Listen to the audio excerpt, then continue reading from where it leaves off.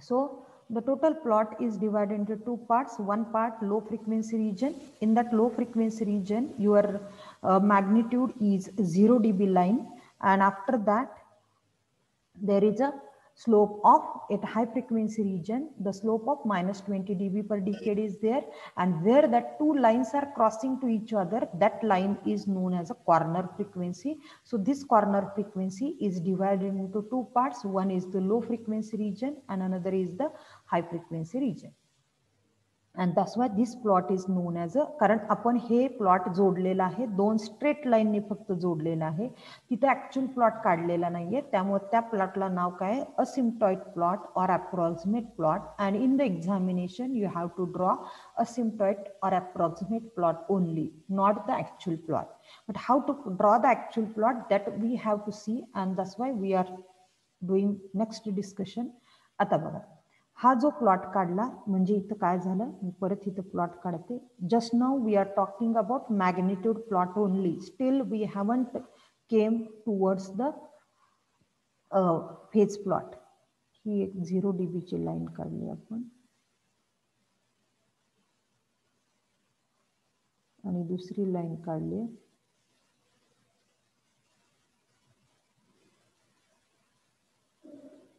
-20 dB ची line आहे, आणि ह्या दोन लाईन काय होते, एकमेकाला कुठं कट करते, एका पर्टिक्युलर पॉइंटला कट करते. That point is known as a corner frequency.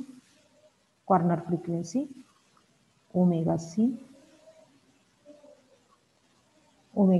where your plot is divided into two parts. One part is having 0 dB line and another part is having slope of -20 dB per decade.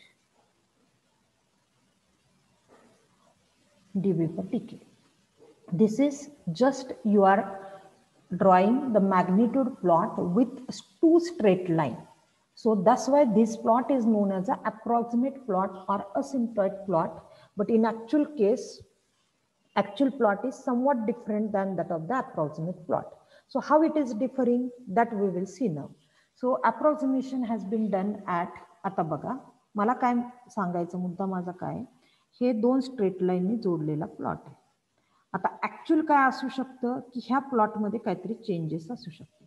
मग हे changes काय, इथं प्लॉटमध्ये exact plot काही वेगळा येतो का हे बघण्यासाठी आपण काय करतोय, ह्याची पुढची आणि मागची फ्रिक्वेन्सी घेतोय, आणि त्या मागच्या फ्रिक्वेन्सीला हिथं काय वेगळी व्हॅल्यू येते का किंवा हिथं काय वेगळी व्हॅल्यू येते का, म्हणजे थोडक्यात प्लॉट माझा असा काय येतोय का, असा काय येतोय का ते बघण्यासाठी मी काय केलंय, ह्या ओमेगा सी जी फ्रिक्वेन्सी आहे, ह्या ओमेगा सीच्या आधीचा एक पॉइंट, आधीची एक फ्रिक्वेन्सी आणि नंतरची एक फ्रिक्वेन्सी अशी घेतलेली आहे. तर सुरुवातीला काय म्हटलेलं आहे, now by approximation at omega is equal to omega c is equal to 1/t, म्हणजे हे पहिलं पार्ट घेतलेलं आहे. When omega is equal to 1/t, that time magnitude in dB is equal to 0 dB. But actually it can be calculated as, actual magnitude calculate करण्यासाठी काय करतोय आपण, magnitude काय, -20 log square root of 1 plus omega c square, म्हणजेच corner फ्रिक्वेन्सीला plot काही वेगळा येतोय का हे चेक करण्यासाठी आपण काय करतोय, ॲक्च्युअल व्हॅल्यू काढतोय. तर ॲक्च्युअल व्हॅल्यू कसं काढतोय, सेम फॉर्म्युला आहे, -20 log of square root of 1 plus omega c square. फक्त त्या फ्रिक्वेन्सीला कॉर्नर फ्रिक्वेन्सीच्या तिथं आपण मॅग्निट्यूड काढतोय, म्हणून ओमेगाच्या ऐवजी त्याला नाव आता काय दिले, ओमेगा सी दिले, omega c square into t square.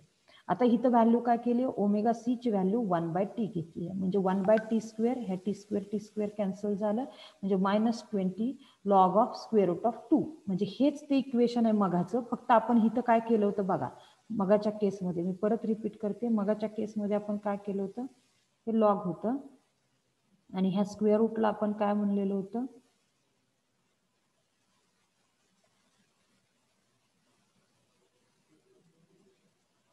हे 1/2 होतं. हे 1/2 होतं म्हणून हे इकडं मल्टिप्लाय होऊन इथं 10 झालं होतं, इथं 10 झालं होतं, बाकी सगळं सेमच आहे.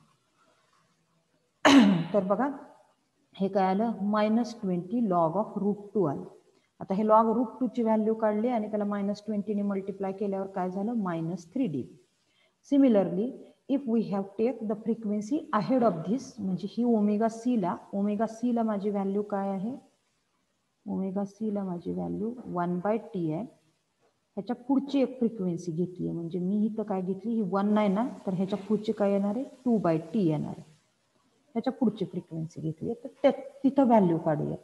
2/t ला व्हॅल्यू काय येते, तर इथं काय आलं, 2/t ची व्हॅल्यू म्हणजे 2 चा स्क्वेअर काय झाला, 4 डिवायडेड बाय t स्क्वेअर, म्हणजे हे दोन्ही कॅन्सल झाले.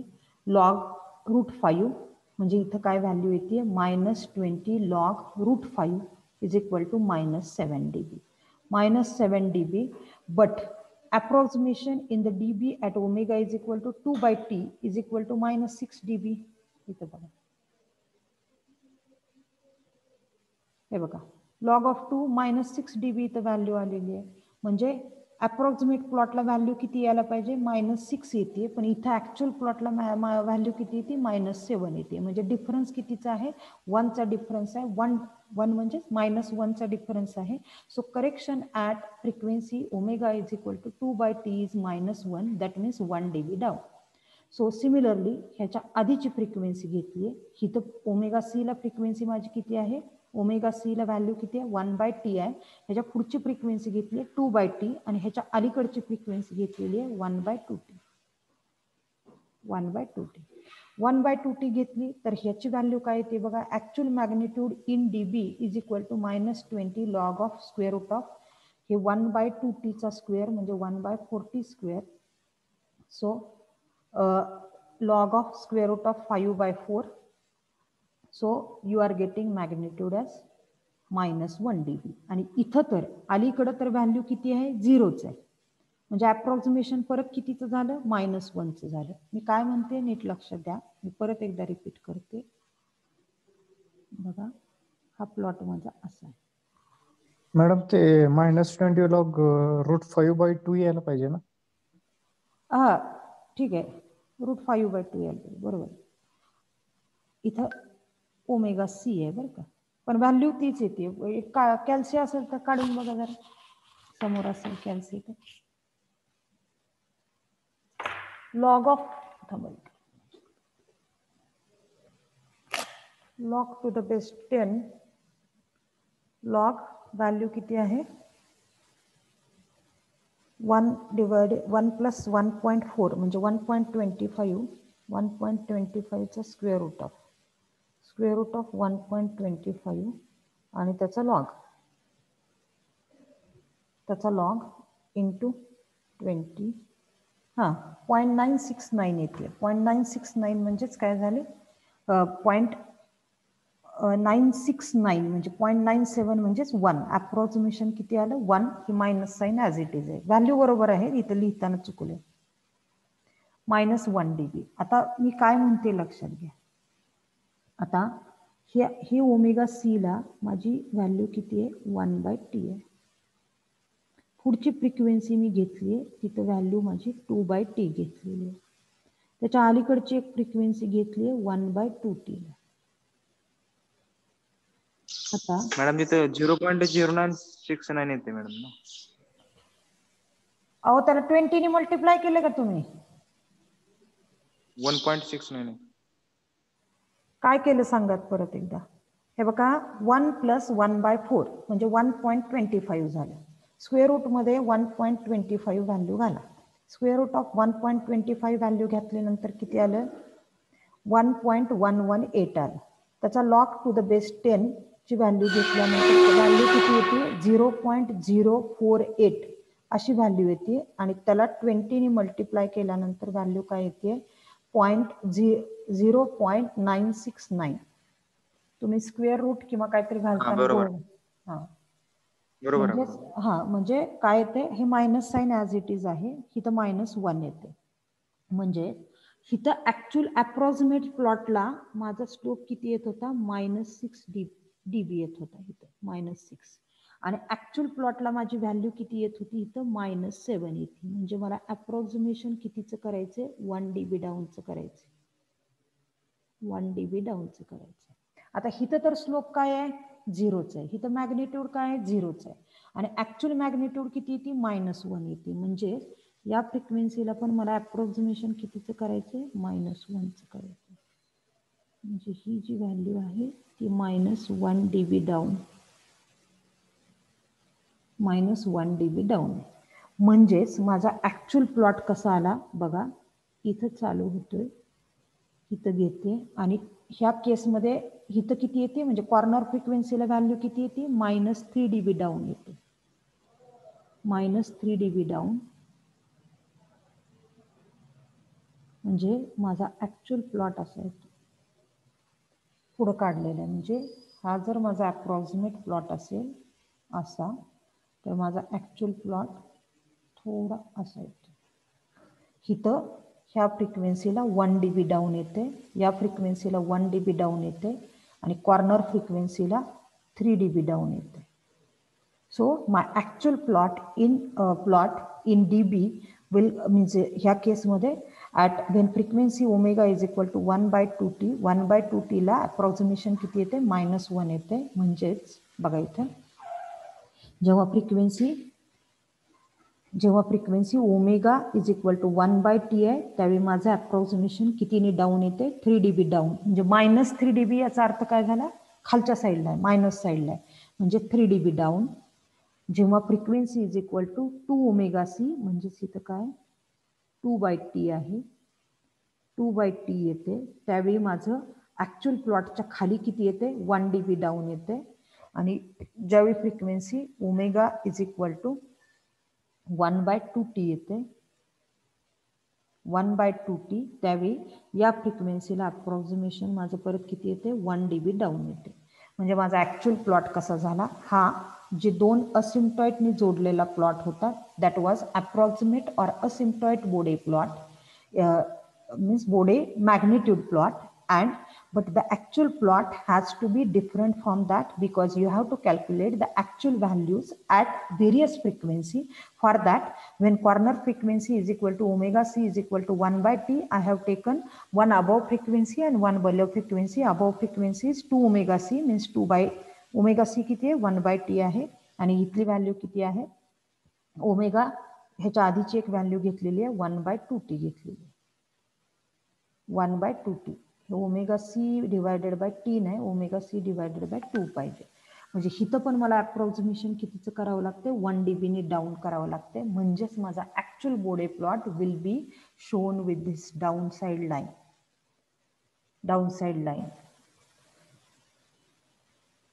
सो हे समजलंय का, सगळ्यांना? So frequency when omega is equal to omega c at corner frequency you have to go 3 dB down.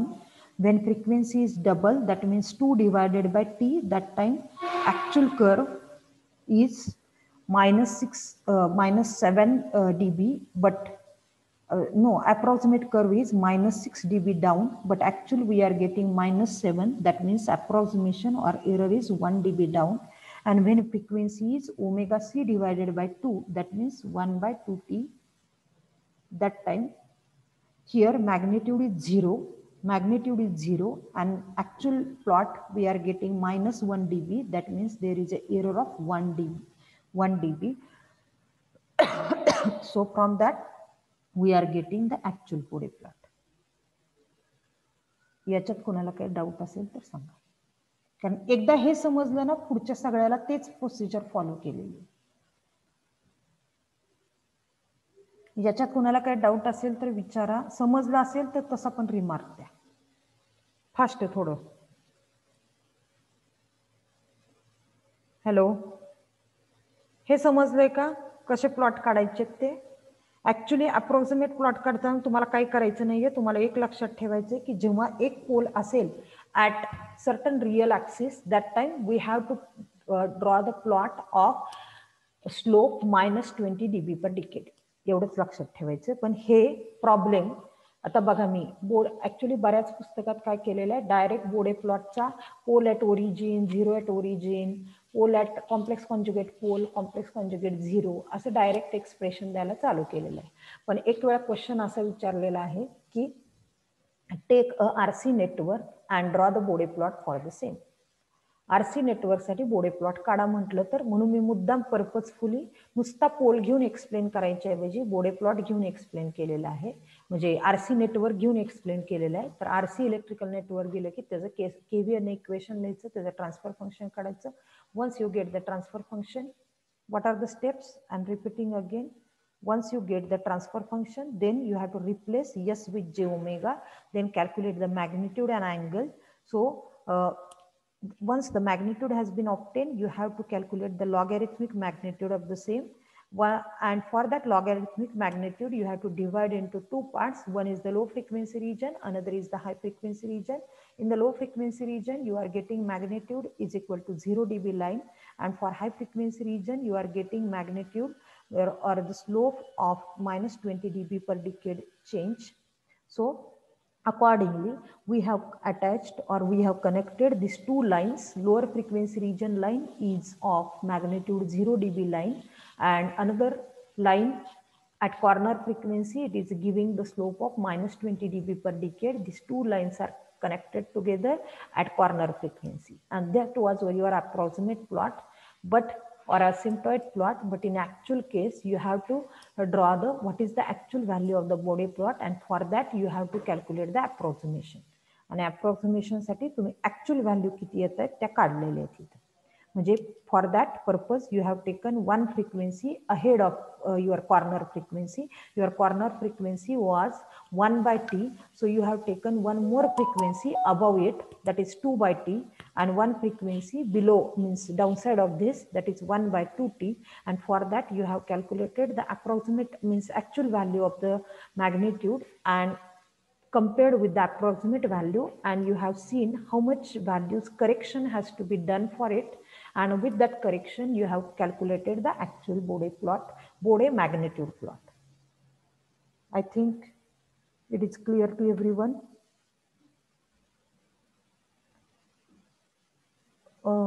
Sonali Metkari, Deepali, पायल सलगरे, विशाल इंगळे, चैतन्य, सौरभ मुळे, मुंगुसकर. Yes madam. समजलंय का हे? आता हे एकदा समजलं की पुढचे सगळे सेम प्रोसेस फॉलो करायचे, बाकी काही नाही. काय म्हणतात विशाल, काय म्हणतात?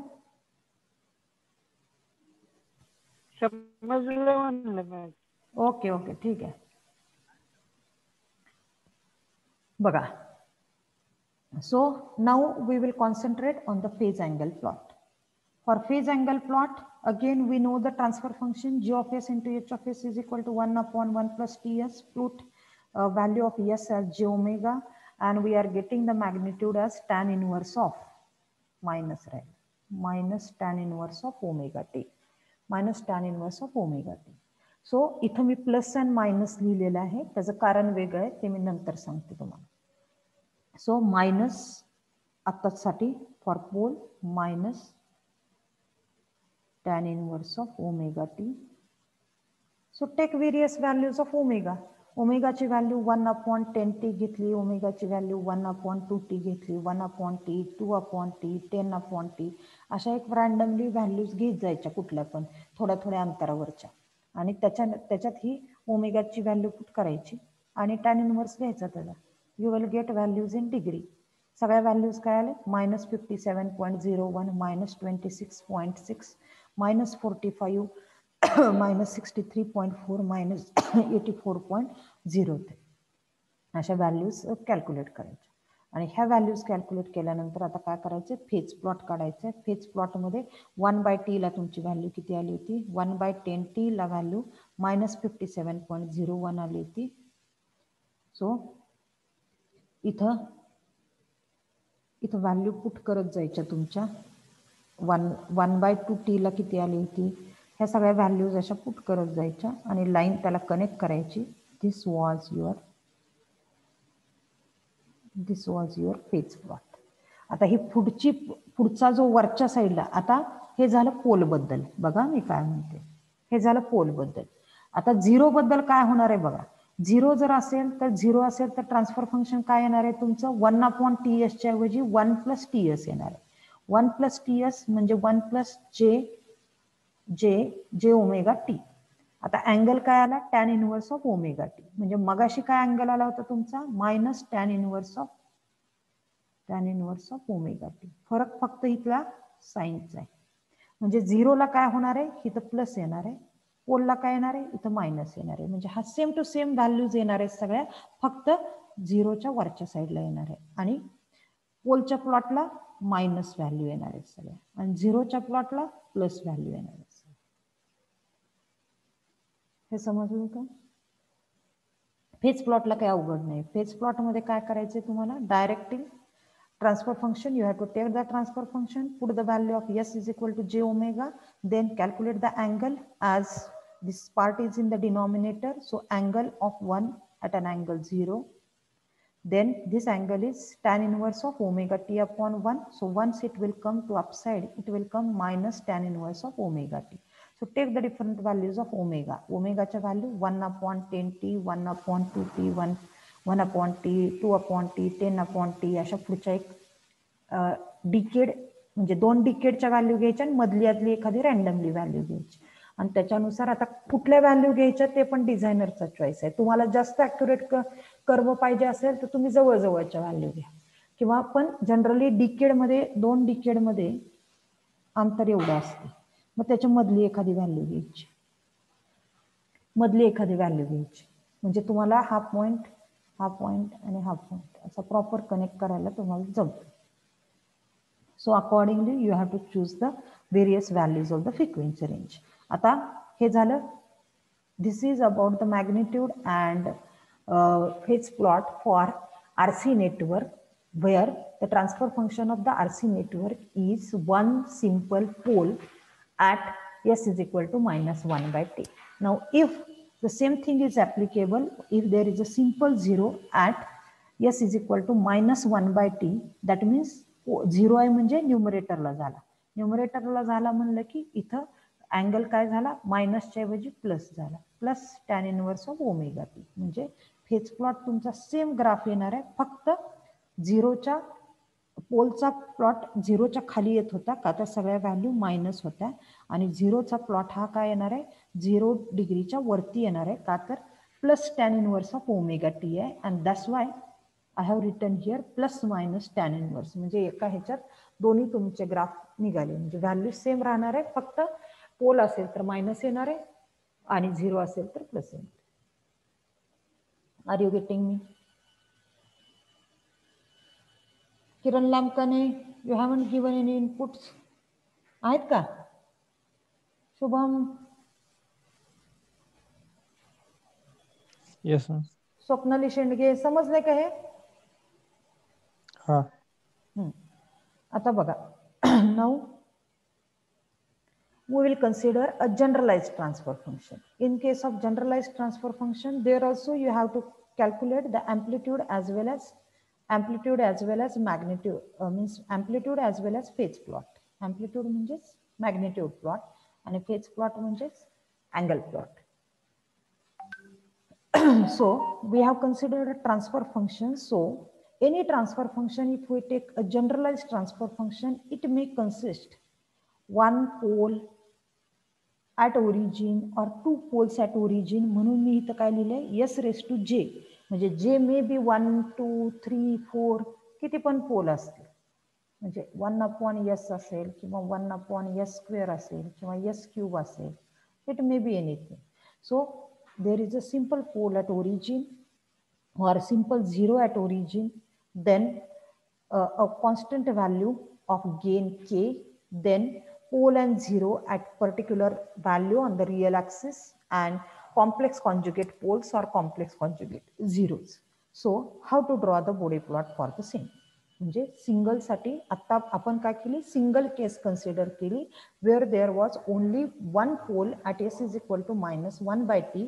Now we are taking a generalize case where there is a mixing of constant value, pole at origin, zero at origin, then pole on the real axis, zero on the real axis, और complex conjugate pole काही असेल. तर अशा सगळ्या generalise केस आपण consider केलेली आहे. तर त्या जनरलाइज केसची मॅग्निट्यूड कशी काढायची, सगळ्या मॅग्निट्यूडचे ॲडिशन सबस्ट्रॅक्शन होणार आहे. म्हणजे बघा, suppose your transfer function is g of s is equal to k 1 plus t1s, another bracket 1 plus t2s, then s, then in the next bracket 1 plus tau 1s and one complex pole. So in this case, what is the first step? First step while plotting the Bode plot is you have to replace s with j omega. So we have to replace this s with j omega. S with j omega. Then we have to write the equation for magnitude plot. आता हे k आणि ह्या bracket मध्ये multiplication आहे, याच्यात multiplication आहे. Multiplication म्हणलं की काय झालं, मॅग्निट्यूडची ऍडिशन झाली आणि डिव्हिजन म्हणलं की सबस्ट्रॅक्शन झाली. So total magnitude in the dB scale is equal to 20 log to the base 10 mod of gj omega is equal to, पहिला पार्ट घ्यायचा. आता पहिला पार्ट आहे k, so 20 log of mod k.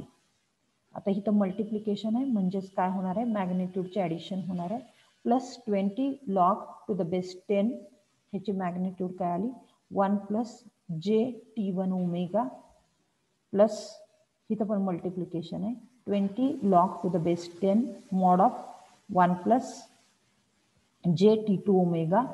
आता हिथून डिव्हिजन चालू झाले, डिव्हिजन चालू झालं म्हणलं की काय झालं, सबस्ट्रॅक्शन आलं, मायनस साइन आलं, minus 20 log to the base 10, ह्याची मॅग्निट्यूड काय आली, मॅग्निट्यूड जे ओमेगा, हे परत डिव्हिजन पार्ट आहे, so minus 20 log to the base 10 mod of 1 plus j tau 1 omega, minus हे कॉम्प्लेक्स पोल आहे, मायनस 20 log 10 1 प्लस रिप्लेस केले सगळं j 2 zeta omega divided by omega n minus omega square divided by omega n square. आता angle कसं काढणार आहे, angle पण तसंच काढायचे, वरती मल्टिप्लिकेशन आहे, अँगलचे ऍडिशन होणार आहे आणि जिथं डिव्हिजन आहे तिथं अँगलची सबस्ट्रॅक्शन होणार आहे. So angle at an angle phase angle of G J omega is calculated at angle G J omega is equal to angle of k, angle of 1 plus, म्हणजे इथे नुसतं जनरलाइज लिहिलेलं आहे, इथे एक्झॅक्टली फॉर्म्युला लिहिलेला नाहीये. फॉर्म्युला लिहायचा म्हणलं तर काय येईल बघा, हे के आहे, के कसं लिहिताय, के प्लस जे झिरो, म्हणजे अँगल काय झाला tan inverse of 0, tan inverse of 0 plus इथं काय येईल tan inverse of imaginary upon real, imaginary काय t1 omega divided by 1 plus tan inverse of t2 omega upon 1 minus हे कसं लिहिताय, हे 0 प्लस जे ओमेगा. आता इमॅजिनरी ओमेगा अपॉन 0 म्हणजे काय झालं, इन्फिनिटी झाली. टॅन इनवर्स ऑफ इन्फिनिटी किती येते, मायनस पाय येते, बरोबर, बरोबर आहे का. टॅन इनवर्स ऑफ इन्फिनिटी 180 का 90 येते, टॅन इनवर्स ऑफ इन्फिनिटी किती येते,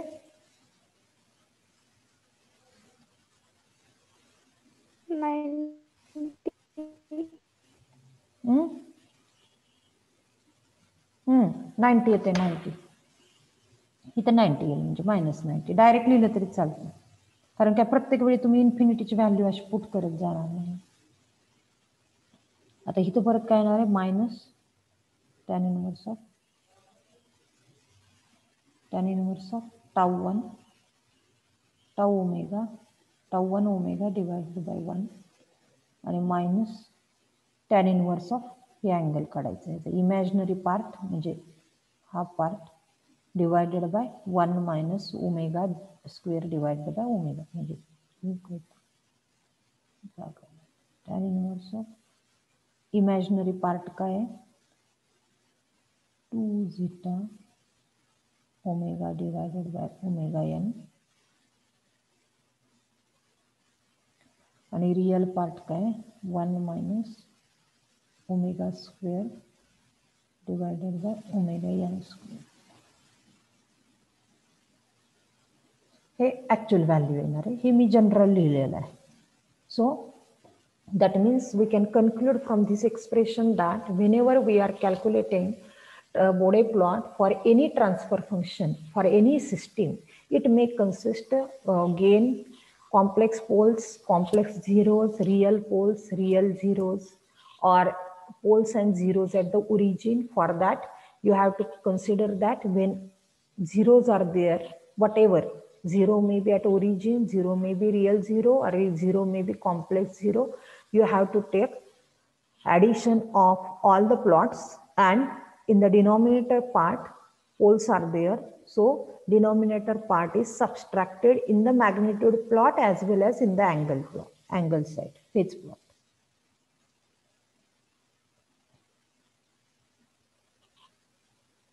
So in general, the function of Gj omega may be of higher order and have many more factor terms. Therefore, the above two equations indicate that additional term in Gj omega would simply produce more similar terms in the magnitude and phase plot.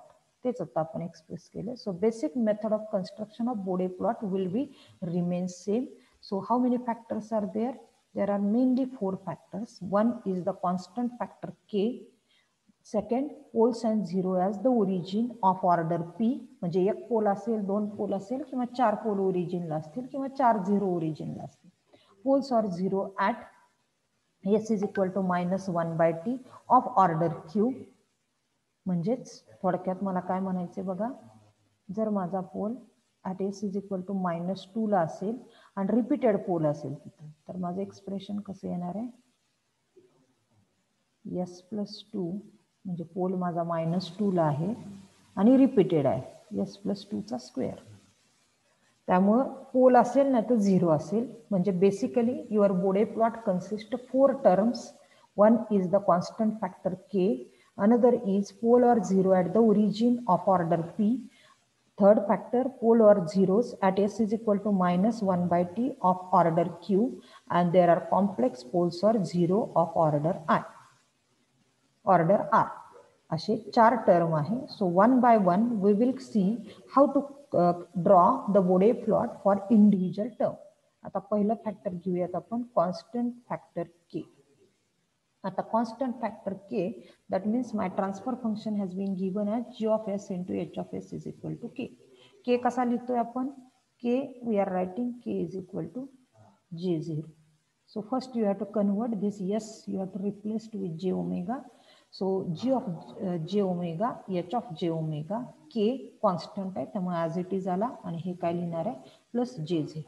आता now you have to calculate the magnitude plot as well as angle plot. Magnitude मध्ये काय करणार आहे, square root of k चा square plus 0 चा square म्हणजे k आलं. Magnitude as it is राहणार आहे. When we are taking the logarithmic scale, logarithmic स्केलला काय आलं 20 to the log 10 of k dB. म्हणजे तुमचं लॉगॅरिथमिक स्केल कॉन्स्टंट व्हॅल्यू साठी तुमचं dB स्केल हे येणार आहे. ही व्हॅल्यू पहिलं equation. As gain k is constant, 20 log k to the base 10 is always constant even though omega is frequency is varied from 0 to infinity. कारण k constant आहे, k ची value 10 असेल, समजा k ची व्हॅल्यू 10 असेल, sir log of 10 to the base 10 is equal to 1 झाला, 1 गुणिले 20 झालं, म्हणजे तुमची कॉन्स्टंट 20 चा प्लॉट येणार आहे. For so magnitude plot for k is equal to 10, you will get a constant plot of 20 dB. तिथं स्लोप वगैरे काहीच नाहीये, तिथं स्लोप वगैरे काही नाहीये, कॉन्स्टंट लाईन एक मॅग्निट्यूडची येणार आहे, कॉन्स्टंट मॅग्निट्यूडची. का? Because the value of the gain k is constant. So even though your frequency is varied from 0 to infinity, your magnitude plot will remain constant for constant gain k. So the magnitude plot will be straight line parallel to x-axis. So the magnitude plot for k is greater than 1 is a line parallel to x-axis at a distance of 20 log k above 0 dB line. जर के ची value लेस than 1 असेल, लेस than 1 असेल तर 20 log k minus येणार आहे. Minus येणार म्हणजे काय येणार आहे, ह्याच्या खाली लाईन येईल, म्हणजे ऍक्च्युअल जशी व्हॅल्यू येईल तशी येईल. के पण शक्यतो कधी मायनस नसते. के ची व्हॅल्यू ऑलवेज ग्रेटर दॅन 1. म्हणजेच तुमचं काय येणार आहे, when certain value of k has been given, it's a decibel point for magnitude plot is equal to 20 log k. त्यामुळे तुम्हाला एक कॉन्स्टंट व्हॅल्यू मिळणार आहे. That constant value line is there which is parallel to your x-axis, and even though your frequency is varied from 0 to infinity, that magnitude is going to remain constant up to infinity for k greater than 1. And for k less than 1, the same thing is there, only the plot is below 0 dB line, because if value of the k is less than 1, that time you are getting minus value. For if you take 20 log k ची जर value, के ची value 0.1 असेल तुम्हाला इथं minus value येते. म्हणजेच तुमचा graph कसा येणार आहे, मॅग्नेट्यूड प्लॉट कसा येणार आहे, स्ट्रेट लाईनच येणार आहे, फक्त जी काही व्हॅल्यू येईल ती लिहिणार आहे थोडक्यात. के ची व्हॅल्यू लहान लेस दॅन 1 असेल तर तुमची ऑटोमॅटिकली व्हॅल्यू मायनस येते. के ची व्हॅल्यू ग्रेटर दॅन असेल तर व्हॅल्यू तुमची